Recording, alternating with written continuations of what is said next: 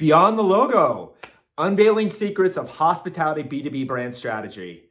I'm talking with Mark Evans of Marketing Smark about why brand strategy is misunderstood and undervalued, how do they measure ROI in brand strategy, and what are the most common mistakes made when going through the process. He also shares some of his secret sauce. You're not going to want to miss this. Check it out.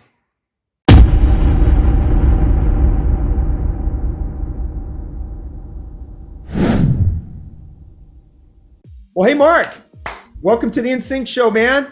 So can't wait to chat with you about brand strategy. How you doing? It's been a while since we talked. A lot has changed over the last year or so.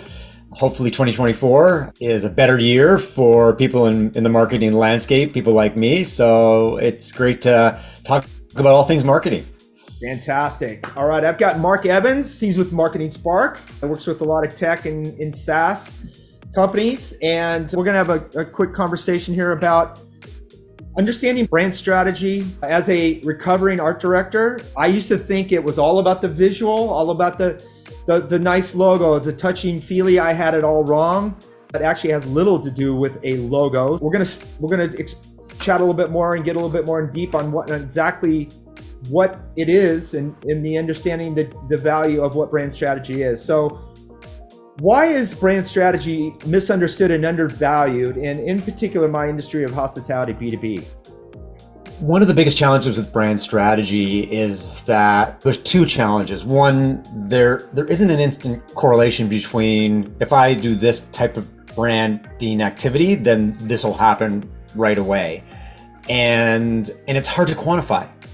What's the value or impact of better value propositions or better messaging? Over the long term, you can definitely quantify what it means, but in the short term, it's a moving target.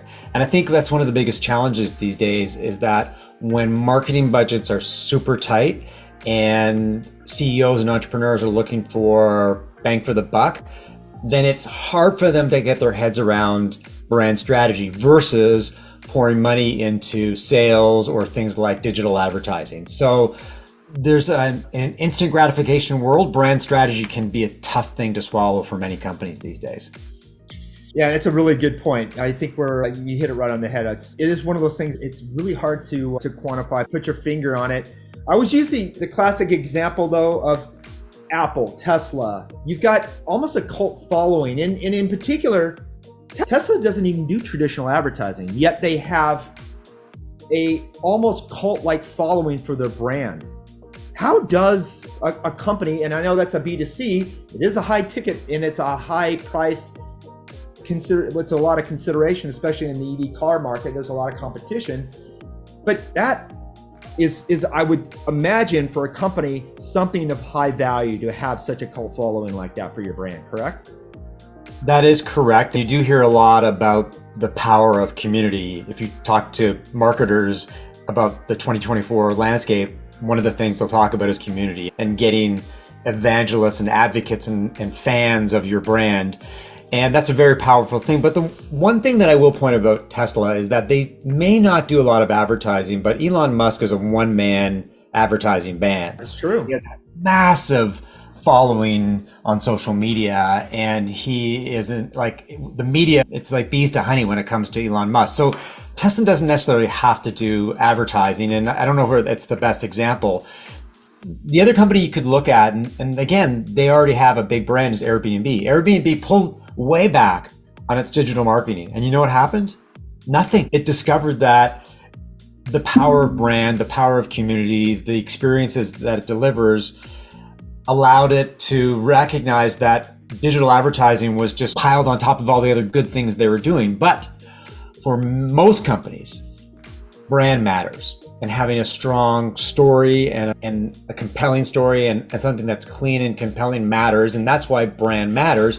But then you have to support it with demand generation and things like advertising. It's part of the marketing mix. And I think that's where a lot of companies go wrong, is they look at marketing in isolation. They look at specific channels and how they perform individually and forget about the fact that it's a marketing mix. Some channels deliver amazing results and some don't, but you put them all together and you've got the perfect ingredient for marketing success. Really good point. I would even say it even goes beyond the marketing. Look at another example of In-N-Out Burger here in California. I'm not sure if you've been to an In-N-Out, but part of the allure and part of their story is how well they treat their employees. And that comes out in conversation a lot. There's a feel-good component of there. People want to support that. That whole element is even woven into the team structure and the culture of the people that even work there, which is, in a sense, is part of marketing. I don't know if I've considered it's an operational element as well. Yeah, there are a lot of things that add to, let me step back. There are lots of different levers that companies can pull on to drive the success of their business. One of the things that I run into a lot is that companies will in my world, will focus on product and sales, and they'll ignore marketing, even though it's the important third leg of the stool. They just don't recognize that you need everything working together, lots of different pieces coming together to form that perfect puzzle. And you talk about In-N-Out Burger, which we don't have in Canada yet, but one of the related stories closer to home is Costco. And the fact that Costco employees are paid so well that their retention rates are sky high. And as a consumer, when you look at the way that Costco treats its employees and how they deliver a fair living wage, that builds brand affinity and likability and loyalty. And that's as powerful as any marketing that a company can do. So it is part of the entire mix. That's a good point. And this leads me into my second question to you. You just put your finger on the pulse of what could be considered as ROI. We're having a staffing, people difficulties keeping good help, which relates to a poor customer experience. So what would be deemed by a solid ROI? How could they measure that today? In terms of the overall marketing mix? Yep, in terms of a brand strategy, because we started the conversation by saying it's difficult sometimes because you can't put a specific revenue number on it. But what are some other things that a company could say, man, brand strategy has really paid off for us? And it might not be in a specific number that they can put their finger on it, but it could be. I think a lot of it comes from doing basic research into your brand persona and the impact that your brand is having and the reach that it has. And that comes from the basics as you talk to your customers, you talk to your employees, you talk to your partners, you talk to your investors. And there are lots of different ways that you can discover how people think and feel about your brand and what they're doing with your product. So I think a lot of companies drop the ball because they don't tap into the expertise and insight of their employees, many of them are on the front lines, talking to customers and hearing the questions that they're being asked and the content that they like to see. The same goes for talking to customers. A lot of companies don't talk to their customers enough, or they simply take their customers for granted because they believe that they're in the fold already. Why do we need to talk to them? And why would we want to question them? Because that would just upset the relationship or change the dynamics of the relationship. So I think I'm a big believer in the value of conversations. And I think a lot of B2B sales, as much as they're driven by digital advertising and brand marketing, it's conversations. And conversations happen when people know about your brand, think about your brand in a certain way, and understand that it could have an impact on how they do their jobs, whether personally or professionally. So you're right, it is a really difficult question to answer, the impact of brand.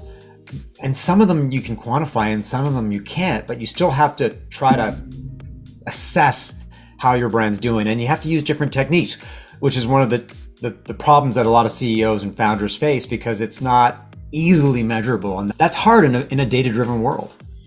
No, absolutely. And I understand the need to get some quick results and some quick wins. It's almost like this SEO strategy between organic, which is for the long haul, but you're also doing maybe some paid outreach at the same time, at least some sort of levers where you're driving the road at the same, you're running on both sides, not all one or one or the other, because at the end of the day, what it all shakes out, if you've got 5 options or 5 choices there, the consumer's going to go one that they recognize. I mean, assuming all things are the same, recognition. If your brand, or at least that they understand or they've heard it before or whatever the case may be, that's going to get the win at the end of the day, right? Yeah, it's an interesting question, and one of the things that you and I were talking about before you hit the record button was the balancing act between brand strategy, building clear value propositions, and having messaging that resonates with target audience, that's empathetic to their needs and challenges, with the amount of advertising that companies are doing on Google and Facebook and Amazon, for that matter, and LinkedIn. And my interpretation is that advertising is almost like a Trojan horse for brand awareness. It's so hard to break through the noise these days. So you can have really, well executed demand generation campaigns where you draw people into your world. But in the environment that we're in right now, when there's a lot of noise and economic conditions are volatile, sometimes you have to use brute force to capture the spotlight. And my take is a lot of companies look at advertising as a way to say, hey, look at us, we're over here, we offer great value. You may have never heard us before, but maybe since we're in your universe, we may have caught your attention with the right type of advertising. Maybe you can take a deeper look at what we're doing, because some people are ready to buy and some people are not, but you at least want to get into the consideration set, whether the consideration set is right here and now, or whether it's 3 or 6 months down the road. But if they don't know you, they'll never buy from you. Yeah, absolutely. Really good point. With limited resources and time and effort these days, part of the challenge is not necessarily doing the things that are going to point you in the right direction, but it's also avoiding those that might keep you out of hot water. So what are some common branding mistakes to avoid, and how to avoid them? Number one on my list, and I'm biased because I spend a lot of time on brand strategy and brand positioning, is the dangers of having undifferentiated and generic messaging and positioning. When times are great, when economic times are robust, the rising tide lifts all ships. So that you could have weak positioning and weak messaging, but because there's so much demand, it doesn't matter. You may not be doing as well as other companies, but it doesn't matter. When times are tough and you're operating in a fierce competitive landscape, if you're not differentiated, if you don't give people a reason to believe that you're better or different or unique than all the competitors, then you get lost in the crowd. So one of the things you need to do is embrace what makes you better or different. And one of the ways, there's 3 ways you can do it. One is you talk to your customers and you ask them, what makes us different? What do you like about us? What do you think of the competition? The second one is you look at the competitive landscape and get a sense of how they position themselves, what their story is, how they see themselves as better than everybody else. And the third one is just looking at your product and doing something as simple as a SWOT analysis to identify what your strengths are and how you stand out from the crowd and how you serve your customers in really good ways. And so my advice to any company right now is to take a hard look at the story that you're telling. Is it clear? Is it compelling? Is it differentiated? And if it's not, if you look and feel and act the way as everybody else, then you've got a serious sales and marketing problem. Fantastic. Now, I don't know if you tipped your hat on your secret sauce yet, because that was my next question. I was hoping I could get a little Mark Evans secret sauce. So what can hospitality B2B brands do today to get the biggest impact with the least amount of effort? You're right. I did give away the. That's right. It's worth mentioning again, because you're right. Those are fundamentals. Let's hear that. Yeah, in the hospitality industry, there are companies that basically do the same things that you do, around the same prices, and they offer the same experiences. So what you need to do is really rally around what makes you different or better. It could be your customer success. It could be your prices. It could be the configuration of your facilities, and they're child-friendly, family-friendly, date-friendly. You just have to discover what makes your experience special for the customers that matter to you. And then look at your direct competitors and ask yourself, why would someone go to our restaurant or our facility versus somebody else? So that's number one. And the second thing, the secret sauce, and I talk about this all the time on LinkedIn, is simply talking to your customers. And the 2 things happen. One is you get amazing insight into what they think, how they feel, why they come to your why they're a customer in the first place. And the second thing is that you'll make them feel valued. You'll make them feel like their business is respected. And that goes a long way to building community. Because what happens if you talk to your customers, they'll talk to their friends and other people and say, hey, you wouldn't believe I talked to this facility and they asked me what I thought and that kind of thing. So that may be the 1-2 punch, is really being very customer and telling a story that defines you in a very specific way and says to everybody, come to our restaurant or our facility and you'll have a very unique and different experience and you'll want to come back. Wonderful. I'll add a third on there. And I didn't realize, I just learned this relatively recently, the importance of, yes, emphasizing who your business might be right for, but equally important, who your business is not equally important for, and being upfront about that. What a great way to build trust and blow barriers down and build that credibility right out of the gate, right? I'm like, wow, hadn't thought about that before. But building your company and realizing who you're not a perfect fit is also usually important, correct? Yeah, and the reason that matters is that if you're clear about that, then you avoid disappointing experiences. Yeah. But if you're not clear about that and somebody comes who's not an ideal customer and they buy your product or they buy your service and they have a bad experience because you're not designed for them, because you weren't clear that you're not the product for them, then they'll complain about it. And then that kind of negative bingo PR is such a bad thing. So it's almost better to say, hey, if you're a couple looking for a romantic date and we're Chuck E. Cheese, you should not come to us. You will not have a good experience. And that can be seen as negative marketing, but it's also being very clear about who matters to you. It's funny you say that. I'm wondering how many CEOs or founders would actually, because most of them you say, what is your product or service for? Oh, it's for everybody, all ages. They want to be everything to all people. You end up being nothing to no one. And as you just, the industry is obsessed with TripAdvisor and Yelp reviews. And then they're blown away when they get a poor review and they're like, how did that happen? And you just described exactly how that happens, right? Yeah, and I think a lot of companies are afraid of backing themselves into a corner by being very clear about who they specifically serve, because it's fundamentally they want sales no matter how they happen. But right. When you really boil it down to, you want sales from the people who are your ideal customers. And I'm a big believer in the riches are in the niches. Is that the more specialized you are, the more focused you are on specific types of customers, the more successful you're going to be. It seems counterintuitive when you think about it, like, oh, we're going to back ourselves in a corner, we're all these people that we're not going to do business with because we don't want them. That seems, wow, why do you want to do that? But the upside is the people who do business with you will have the experience they want, and that just attracts more people like them. Absolutely. And in turn creates more revenue, new sales, ironically, and that's how brand strategy is built. That's the core component of it, is your ICP or your ideal customer. Our product or service is built for this person, thus giving them a great experience, and their word of mouth and their referrals and their great reviews fuels the engine for new business. It's an engine, so to speak.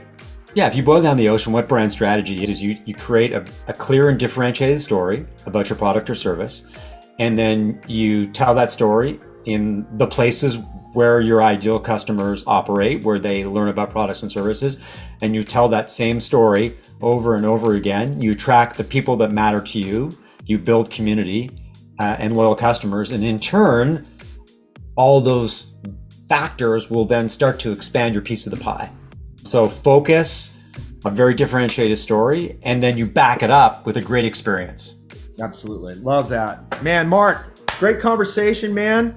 So what have you been up to now, recently? And then where can people find you, by the way?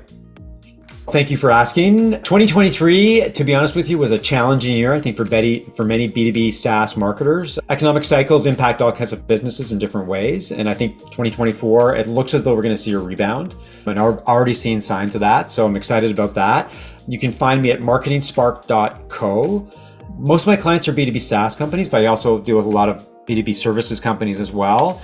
And I guess the big news on my side is I just launched this package called the 90-Day Sprint. That involves a combination of strategic and tactical services to jumpstart your marketing. So if your marketing isn't performing, or you're not doing any marketing at all, and you want someone to help you build your marketing engine, then I'll come on for 90 days. It's a sprint. It's a defined set of deliverables that gets you what you need, and then you can do another 90-day sprint with me, or you can end the engagement on a very amicable note and we both get what we needed. But I think in this environment where people are still very careful about how they spend money, it's a very defined package for a specific investment. And I'm really excited about how that's going to resonate with the people that matter to me.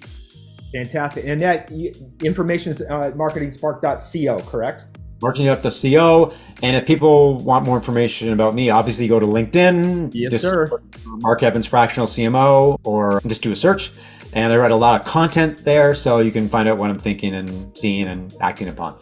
Awesome. Yeah, I know that's where we first met on LinkedIn. It's still another misunderstood and undervalued platform. People still, for the life of me, still think it's a job board for what a glorified resume, which is mind-blowing to me. So they're missing out on making great connections like I did with you over at least a year and a half ago or so. I've really enjoyed learning from you in our banter on LinkedIn. Hey man, I appreciate you spending a few minutes with me on In Sync, and I would love to have a follow-up conversation with you. Sounds great. And all the best in 2024. Thanks, man. Take care.